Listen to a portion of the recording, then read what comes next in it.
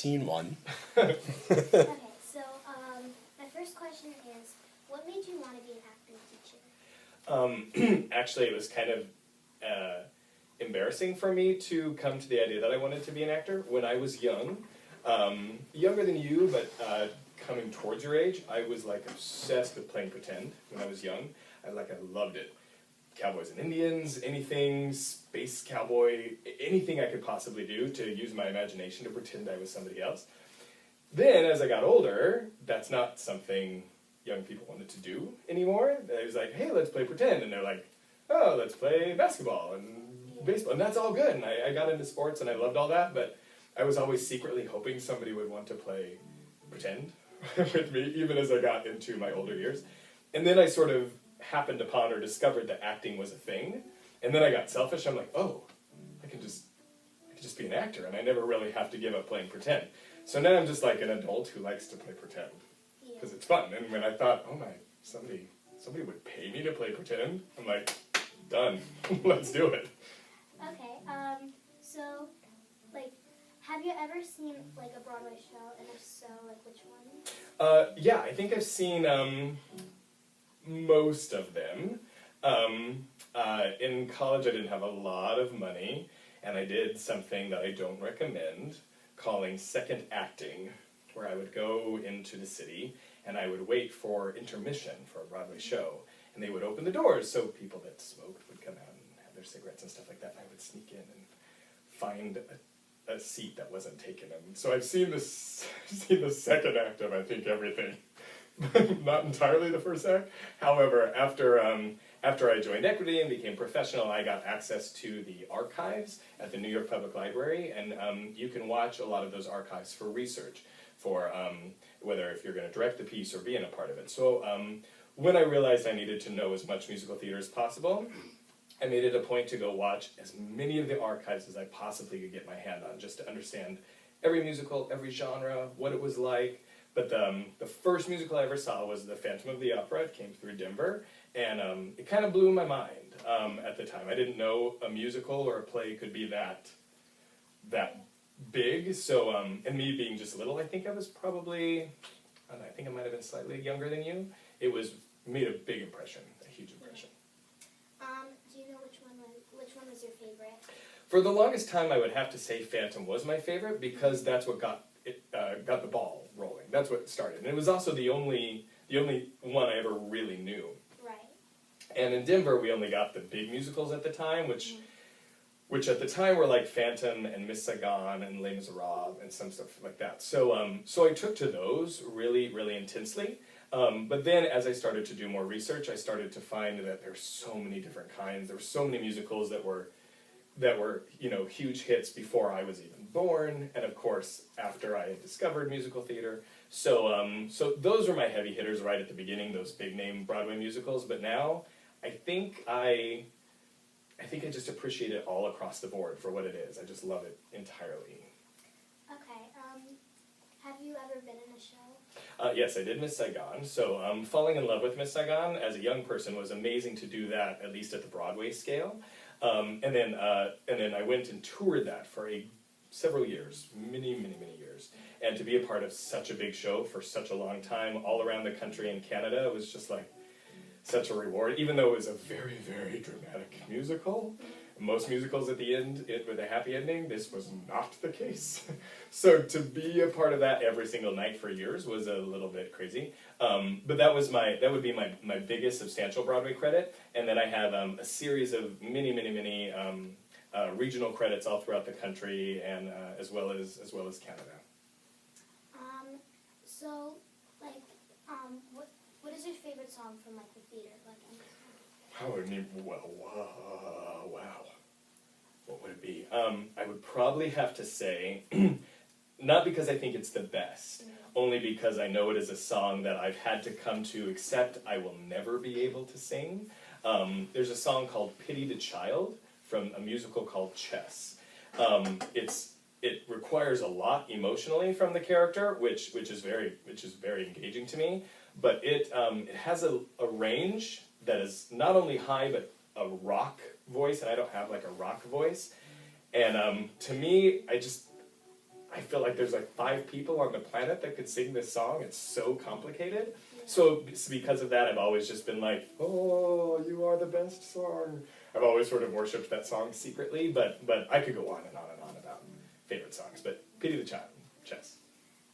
And so, what is your favorite song that you taught like in one of your classes? Whew. I can't say any one specific one, but I can definitely say it's the high energy songs.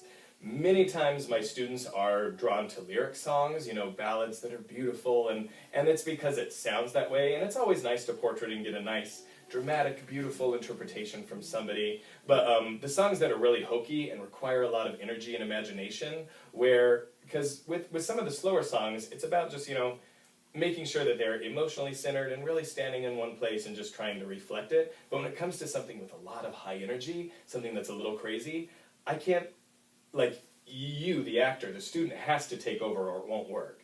At one point in time, you know, when there's something that's a little bit more strange, you have to reach into your inner strange and pull it out. I can't do that for you. You have to be able to be willing to be like, I'm going to be strange today. And watching how everybody is funny in their own way, or bizarre in their own way, or daring in their own way, any song that pulls that out, where I'm like, wow, I never expected that from Abby today, or I never expected that from so-and-so today. Those songs really get me excited, where they bring more than what I expected. Okay, sticking on classes, so what is your favorite part of teaching, like, kids, and what is your least favorite part? Least is definitely their patience. I don't know if it's really a generation thing or just young people in general. They want things to be good immediately. And when it comes to art, some people are naturals, and some people, they have to really fight and work hard and focus. But across the board, nothing just happens like that. Nothing really worthwhile doesn't come without some sacrifice, some hard work, some practice. But a lot of younger students, they just want it to be good. Or they hear a Broadway singer and they're like, I just want to sound like that right now. Or they hear some high song, and I want to sing that song. Well, you're not ready now, but you will be, but they just want it right now. So trying to deal with that and get them to slowly take the right steps can be really frustrating and very difficult sometimes. The most rewarding thing is actually seeing when somebody does commit, whether I have to push them and they're like, Lauren, you're so mean, or thanks, Lauren, for pushing me. Whether they take to it well or they don't take to it well, seeing them become better people, and by that meaning, like, I don't care if somebody's in an acting class, but they don't end up as an actor someday, or don't even necessarily want them to go into acting, makes no difference to me. But if you can do this and get better at this, it's the same as you can do as whatever job you want to be, and get better at that, or any sport. So seeing somebody actually evolve and grow right in front of me, especially some of the students that I've had for years, kind of blows my mind, being able to sort of piece it all together. Yeah. So what is your, what roles have you played before? My last one was, I played Man 1 in Side by Side by Sondheim. The reason Man 1 is sort of an important role is because there is only one man in the show. So there's one man and two girls. Sondheim is very complicated, so that was sort of high energy and very difficult because the character never leaves. Played the Beast, which was interesting, which was a lot of fun. Being a part of a Disney show, especially at the time where my nephews were so young and they were able to see like a big Disney production, was a lot of fun. I played Tony in West Side Story for a very, very long time. I think to the point where I just can't play a high school kid anymore. I did Chris in Miss Saigon for a very long time, Grease and Kinnicky, on and on and on and on. Okay, so have you always liked theater since you were young? I have. Thankfully, I fell in love with theater before I had to experience it as a profession. Any profession is hard work, and you really should do what you love. And when I have to do it, I really honestly do love it. But maintaining it as a career, getting paid for it, doing the level of work that an audience expects because they paid for your performance in a very short amount of time with little research and little opportunity to make it so good so quickly can be very tiring, very difficult.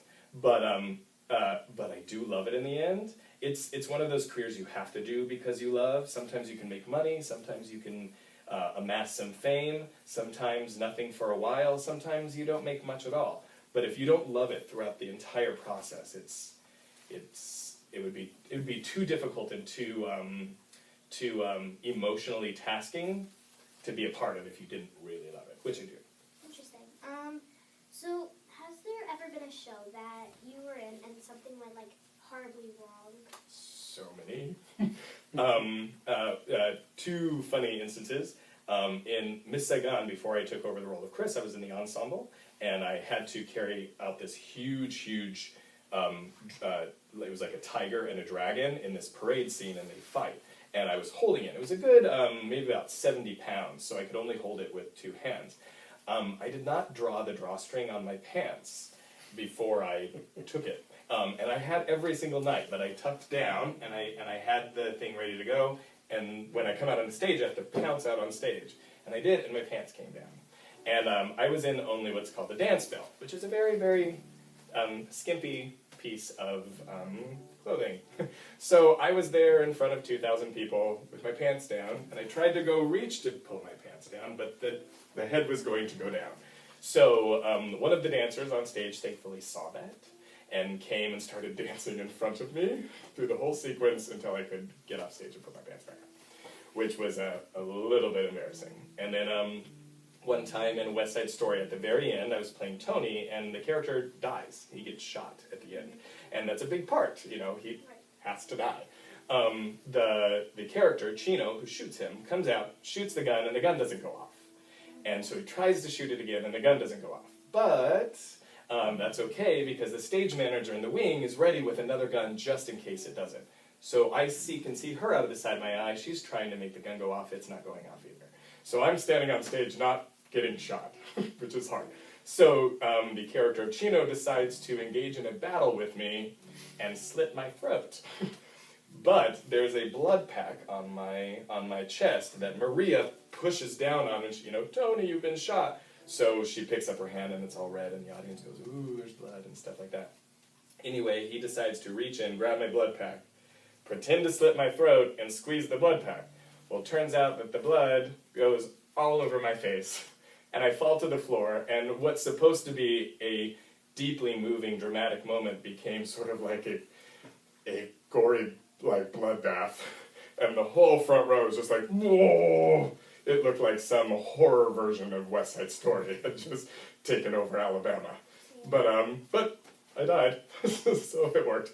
So you needed to do a little improv in that? Yeah, I mean, the problem was we didn't have time to sit and negotiate on stage as to what we were going to do. So the character, the guy playing Chino, decided to just go for something, and I just had to kind of go with it. Yeah. So we did what we could, and wasn't my most proudest show, but it worked out. Yeah. Can you tell me one or two more stories about, like, when you're in theater?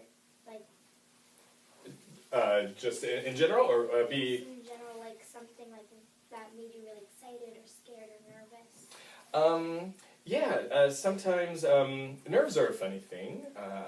The way a lot of actors handle nerves. I'm just a workhorse when it comes to practicing. Like you guys know in class, I'll just over and over and over. And every time someone's like, "Hey, can we play a game?" No, we rehearse again. Yeah. But that's what I'm used to. I'm used to just rehearsing. But nonetheless, no matter how hard you practice, there is no way around getting nervous. Right. And I used to get really nervous before I'd go on stage. And then my acting coach actually gave me some really great advice, which still sticks to me through this day. Any show, drama, comedy, musical, play, doesn't matter, is to get lost in the character and the story so much that you actually can't focus on being nervous. The only time you should ever be nervous is if the character is in fact nervous about something, which has always stuck with me. So every time I am in the wings and about to step on the stage, I usually always have butterflies. Something's very scary. But I really, I try to sort of shut my eyes, and I pretend my character, as I see them, is standing in front of me, and like sort of asking me, like, do me proud, like, go show them what my story's about. And then I sort of get lost in that idea, and then when I step out on the stage, I'm not really thinking about working or me as Lauren, or the people in the audience. I just try to focus on that person I saw in the wings, which is the person I'm trying to portray. And then I get lost in that, and then I end up having a whole bunch of fun because I'm back all the way to when I was a little kid again, using my imagination and getting paid to play pretend, which is awesome. Yeah. Have you ever had to audition for a part? And if you did, how did you feel about it? Were you nervous? And is it are the people in front of you sort of make you feel nervous or excited? It runs the entire gamut. There are some casting directors who are so wonderful, and some that are just so, and I don't even know why, so nasty, so angry. And I really don't know why they're that way. Most of them are really good. Sometimes I've went in and did what I thought was not necessarily my best, and ended up getting called back and getting cast. And other times I've gone in and just did what I thought was fantastic. I was just, wow, that was just amazing. And whoop, nothing. So a lot of it comes down to the energy of what the panel is looking for and the casting.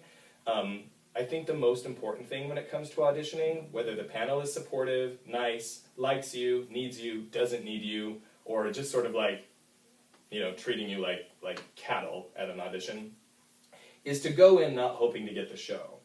I always every time I go in for an audition, I just try to do my best and again get lost in the imagination and all that fun. I don't think about them so much. I mean, I'd be professionally respectful, of course, highs, hellos, thank yous. But when I go in there, I'm never thinking, oh, I gotta get this gig, I wanna get this job, I wanna get this part. If I don't get it, I'm not validated as an actor, I don't know what I'm gonna do. No, I just wanna go in, use my imagination, have some fun, and leave, and let the rest be. Okay, so my last question is, do you have any advice for people that are about to go on stage, or people that are acting right now, or taking classes? Yeah, I think my advice would go back to what I said before. Sometimes they're focused so much, because the hard work we do is this part, yeah? And it's what's the dance move? What's the song? What's the note? What's the lines? What is the character thinking? We have to do that every day, all the time. That's the hard part. But you go through the hard part, so on game day, or when you actually step out on the stage, the point is to have fun and let your imagination run free and not have to think about what all do I do. But that tricks some people up, sometimes because of nerves, whatever. So my strongest advice is work so hard that you don't have to think about what you have to do when you perform, so that you can only enjoy it. Because if you go out on the stage thinking, what's my next move, what's all that, you're missing entirely the beauty of theater, or the beauty of performing, which is just get lost in it. Get lost and just allow, life can, when you're young, things go hard, tests, rough, but the older and older you get, life gets harder and harder and harder and more crazy and more complex. To be able to escape that for a little bit is just awesome, and everybody has their own escape. And for me, I believe theater is an amazing escape, but only when you allow yourself to. So when it's game day and you're ready to go out there, and you haven't done enough work to allow you to escape, it's almost like none of it was worth anything. But when you can work for, how many weeks? 10, sometimes 13 weeks? When you can work for that long, just to set yourself truly free for 45 minutes, an hour and 45 minutes, totally worth it. Completely 100% worth it. Yeah, I think so too. So, one last question. Sure, sorry. yeah. So, did you originally want to be a teacher, or did you want to be on the stage acting? Yeah, I was actually originally a therapist, which was strange, and that was mostly because I didn't have the guts to really say, I think I just want to be an actor. So I poured all of my early education into therapy and crisis intervention, and I was working with a lot of younger people in very difficult situations and working as a counselor with them, which now I use. I use all of that training and all of that certification in theater, but I wasn't personally happy, and it came to a point where I said, no, I know what I want to do in life, I know what makes me happy, I don't care about money, I don't care about fame, I just want to be happy. And then that's when I gave over to theater, and everybody supported me 100%. And now I've tried to combine the two to where I work with young people because I was trained and I have a knack for it. And then I also work in theater, which I love and keeps me happy. And between the two, FAC is kind of my sort of, knock on wood, my haven. Yeah. Thank you so much. You are so very welcome. Okay, shake your hand.